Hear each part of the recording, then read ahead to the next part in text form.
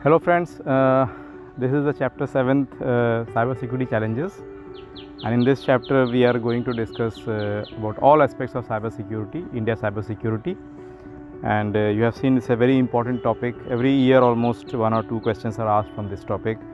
In 2020 there was a question on various types of cybercrime and the measures required to counter them, 10 marks question.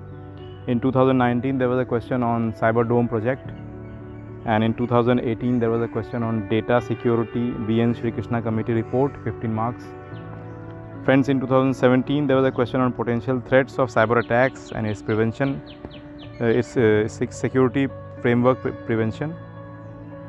Then it was a 10 marks question. In 2015 there was a question on advantages and security implications of cloud hosting versus in-house hosting for government business, 12.5 marks question.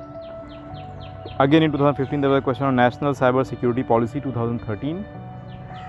2013 there was a question on cyber warfare and how to deal with them. So you see friends, almost every year there are one or two questions related to cyber security, and I'm sure if you study this chapter thoroughly you will be able to answer all these questions.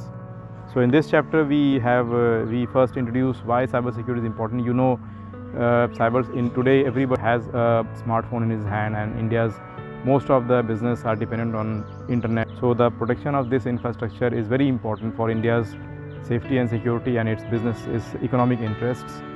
So cyber security assumes increased importance. We deal with the challenges in securing the Indian cyberspace. The level of digital hygiene is low in India.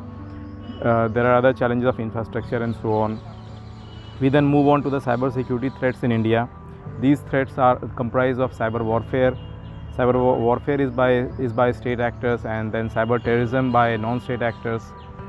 And then we move on to cyber crime, which is basically it targets the individuals and businesses. We also mention cyber espionage and hacktivism. Friends, we then move on to the steps taken by the Government of India to enhance cyber security, and these include the IT Act, the post of the National Cyber Security Coordinator, and the National Critical Information Infrastructure Protection Center, the CERT-In, and I4C, and so on. So then we make some suggestions for improvement of cyber security in India. We also discuss in detail about the Information Technology Act 2000 and the related amendments in 2008. We then analyze the functioning of this act, and we discuss what are critical sectors and how are these protected. We discuss the National Cyber Security Policy 2013. You know, there was a question related to the critical analysis of this policy. We then discuss the Defense Cyber Agency. We have a discussion on Defense Communication Network. We also, you know, these days most of the cyber crimes, they target the economy and they target the individuals economically. So there appears to be a need for a financial cert or a cert-fin. So we bring out the need for a cert-fin. We also have a section on the Hemachandra Committee on cyber security in banking sectors. Then we discuss the international cooperation in cyber security, and these comprise of Budapest Convention on Cybercrime. Also we cover the Global Center for Cyber Security by World Economic Forum, and we discuss Global Conference in Cyberspace. This brings us to the topic of Internet governance. Internet governance, you know, there are two models, multilateral and multi-stakeholder, and India has come to support the multi-stakeholder model. So we'll discuss all these things. We'll also discuss Snowden revelations, which brought out the existence of an extensive communication surveillance network by the NSA, and it basically opened a debate on national security, surveillance and privacy, and the trade-offs between these aspects. So these all will be covered in Snowden revelations. And then we hear about data breaches. Almost every day we hear about data breaches. So these aspects will be covered in the topic of data protection. Then we have a topic of data localization. We have the Personal Data Protection Bill 2019 and its key features.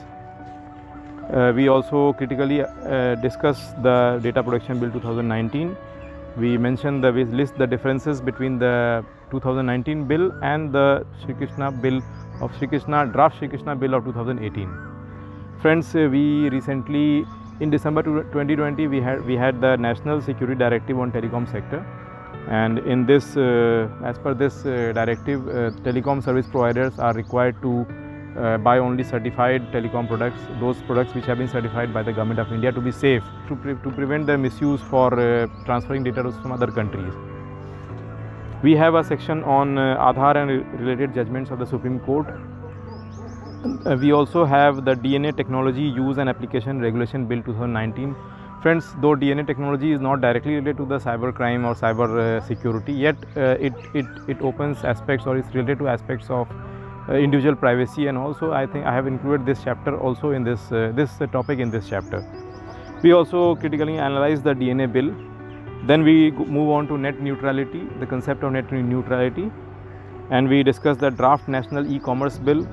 We discuss the national digital communication policy 2018. We then move on to a discussion on the Internet of Things, 5G, darknet, cryptocurrency. Friends, these days cryptocurrencies are a rage, and there is a lot of debate on whether they should be banned, they should not be banned, they should be regulated. So all these discussion has been covered in the topic cryptocurrency regulation in India. And there is a recent bill, the Cryptocurrency and Regulation of Official Digital Currency Bill 2021. This also has been covered in this topic. We have a discussion on blockchains. We have a discussion on digital addiction. We have a discussion on Pegasus spyware. Pegasus spyware, as you know, about two years back, there was an Israeli firm which brought this software which could be used to hack WhatsApp communication. So there's a section on that.